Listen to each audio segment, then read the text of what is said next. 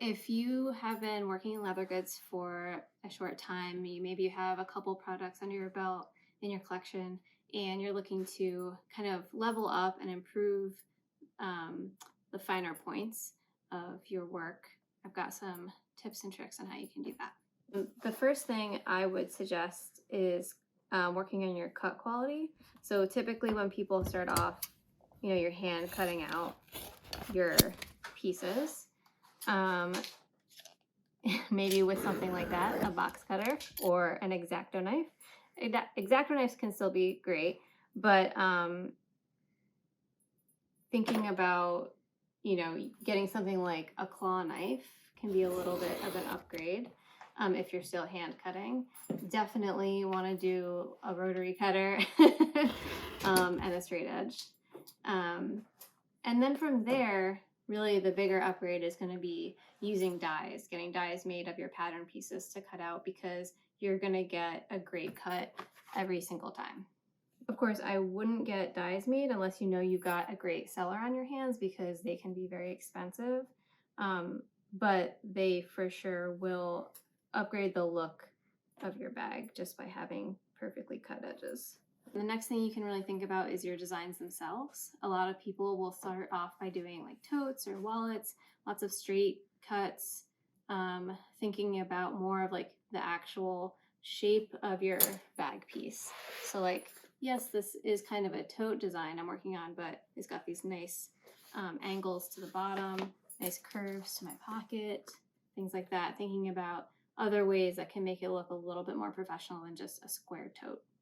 Another way to get more consistency in your cutting is by kind of having a little arsenal of punches. So like this curve punch we use on a lot of our corners so that we don't have a really square cut.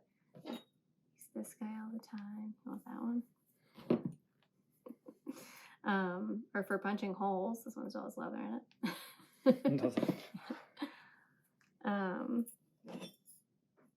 Buckle ends, instead of cutting that nice triangle at the end of your buckle, your belt, having a punch is going to make that a lot more consistent and a lot more professional looking.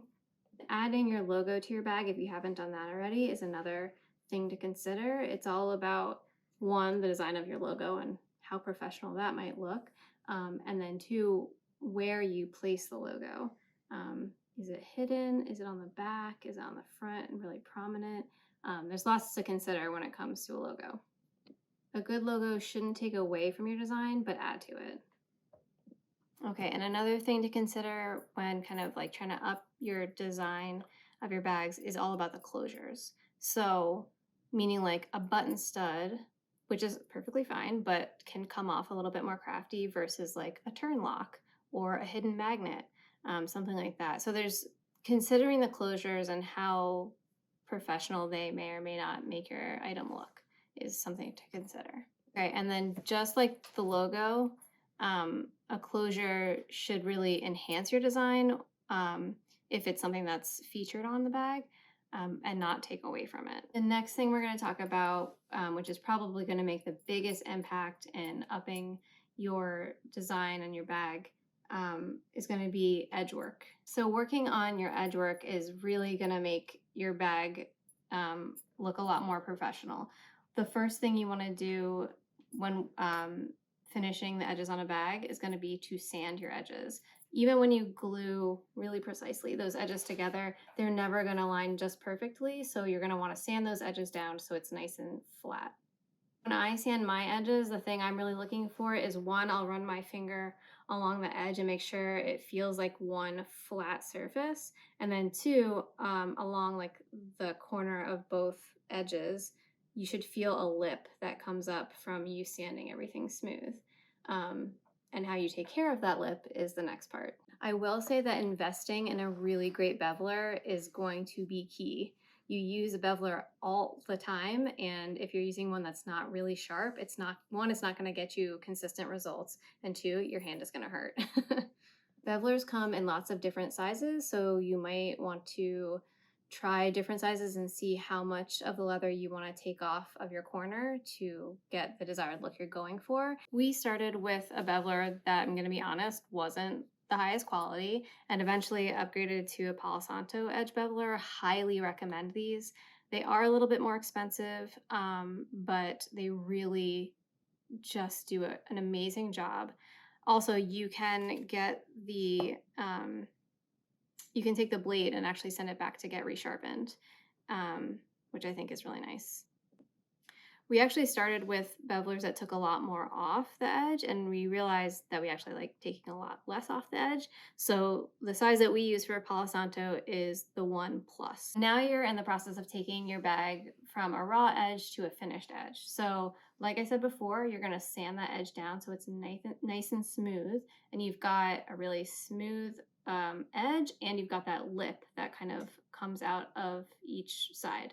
And you're going to use your beveler to cut that lip off and round out your edge.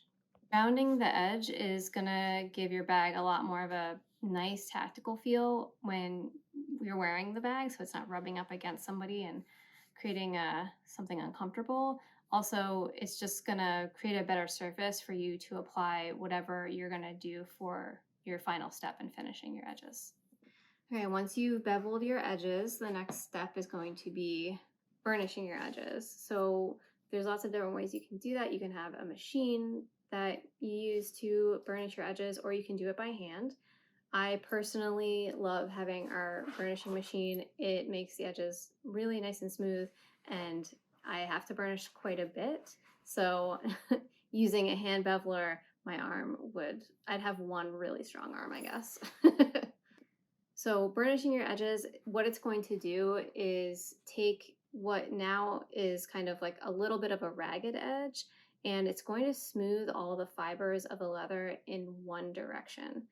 You're going to want to use something to help you in that process. We just use water. So we'll wet our edge of our leather with water and then go ahead on the burnishing machine and burnish the edge.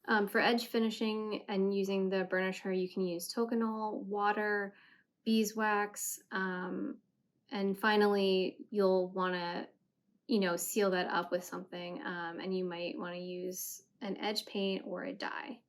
So we use edge paint on all of our bags to finish them. It's the final step. And there's lots of different ways you can apply edge paint. Some people will actually use an awl to apply their edge paint. I personally love these little pen rollers. Nick likes this flat one, or cylinder one, I guess. And I like this cone-shaped one. But both of them work really, really well. They've got some great ball bearings in there. We find these to just make applying the edge paint a lot easier and a lot faster. There's also this little guy you can get. It has like a reservoir to pour your edge paint in, and then you can roll your edges on it. A lot of people like to use this when doing like wallets or small items or even straps. When we got started, we were hand cutting everything. We were not finishing our edges in any way, shape, or form. And eventually we got punches and dyes and started sanding and beveling and burnishing and painting our edges, and it got our collection to the place that I had envisioned it in my head for such a long time. The edges especially, I feel like, really changed the look and feel of our bags to just make everything seem a lot more professional in the end. And finally, just because your bag is done doesn't mean that you are done.